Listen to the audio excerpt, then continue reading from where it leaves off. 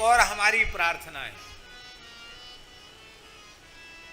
महाराज जी, वर्तमान समय में एक संकट और आ रहा है। अपनी योग्यता पात्रता का तो बिल्कुल विचार नहीं है।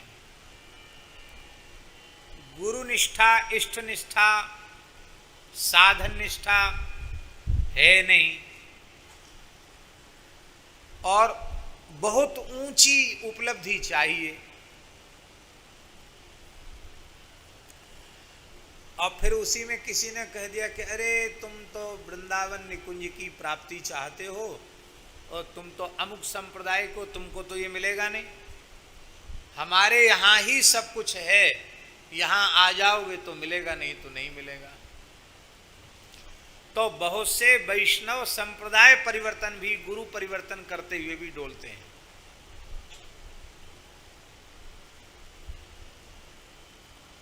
वहां जाने से मिल जाएगा। अरे जिनके चरणों में मस्तक झुकाया है वहां कुछ नहीं तुमको मिला तो दूसरी जगह भी तुमको कुछ मिलने वाला नहीं। आपने क्या सुना अभी तक? ना तो भगवान में भेद है, ना आचार्यों में भेद है, ना संतों में भेद है, ना गुरुओं में भेद है। आपकी निष्ठा जहां परिपूर्ण होगी वहीं से सब कुछ प्राप्त हो जाएगा।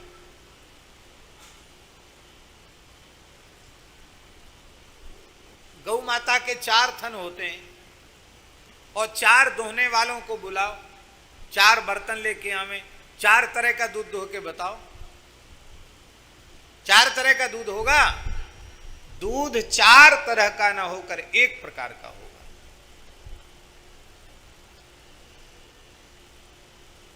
हम हरिगुरु संतों की कृपा के बल से बोल रहे हैं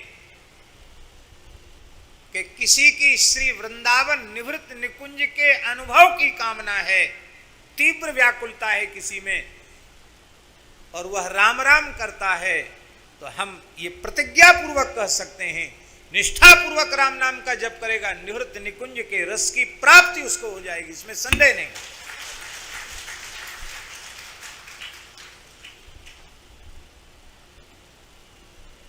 श्री शुक संप्रदाय के एक संत हुए हैं, श्री श्याम चरणदास जी महाराज के शरीर के सहित महाराष्ट्र में अंतर्धान हो गए। ज्यादा पुरानी बात नहीं है, 300 वर्ष पुरानी बात है इसी वृंदावन की। और वे राम सखी जी श्री नित्य निकुंज विहारिणी बिहारी जी की उपासना है, सखी भाव की उपासना है, और वो निरंतर राम नाम का जप करते हैं। निरंतर राम नाम का जप करते हैं श्री राम सखी जी महाराज।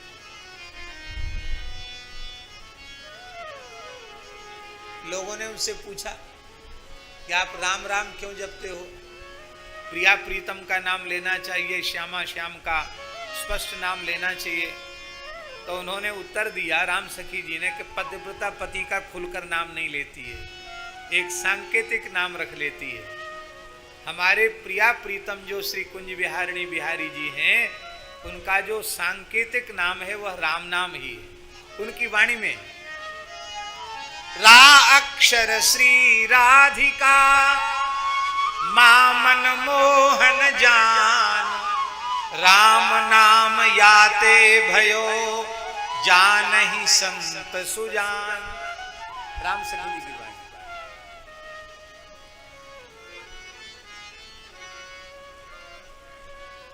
आप कृष्ण कृष्ण जपते हैं और आपका श्री रघुनाथ जी से प्रेम है, श्री सीताराम जी की लीला का दर्शन करना चाहते हैं, आप कृष्ण कृष्ण जप कर श्री सीताराम जी का भी अनुभव कर सकते हैं।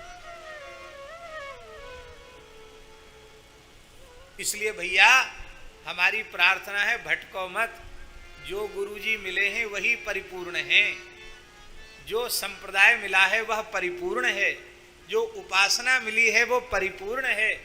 आप अपनी गुरु प्रणाली से साधन करते हुए और हरि गुरु संतों में अभेद रखते हुए, भगवत स्वरूपों में अभेद रखते हुए आप उपासना करें। देखो कितना आनंद आता है। बोलो भक्तवत्सल भगवान की। हम इधर इस कमरे में, इस कुटिया में इधर रहते थे, पहले तो इधर ये बना नहीं था।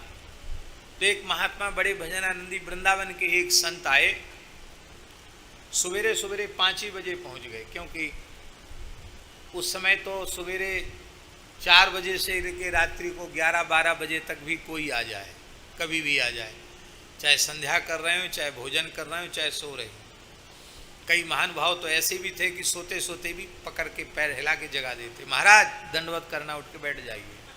चलो भैया दंडवत लेनी पड़ेगी। एक महात्मा आए, बोले हम सवेरे सवेरे एकांत में जान के आए हैं। कि क्यों? बोले हम आपकी कथा बहुत दिन से सुनते हैं, हम यही समझ नहीं पा रहे कि आपके इष्ट कौन हैं, आपके राम जी इष्ट हैं कि श्री कृष्ण इष्ट हैं, क्योंकि दोनों कथाएं बहुत अच्छी लगती हैं। आप भक्तमाल की कथा भी अच्छी कहते हैं, हम तो खूब सुनते हैं कथा।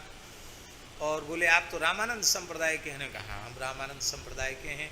आपको राम मंत्र मिला होगा? कहा राम मंत्र गुरु जी की कृपा से मिला है। तो आप तो फिर आपकी निष्ठा तो हमारी समझ में आती नहीं, आपकी निष्ठा कहाँ है? तो आप कहाँ जाएंगे? मरने के बाद कहाँ जाओगे? महिमा तो वृंदावन की खूब गाते हो, वृंदावन में प्रेम है, गिरिराज जी में, यमुना जी में प्रेम है, जाओगे कहाँ मरने के बाद? उनके कहने का आशय था।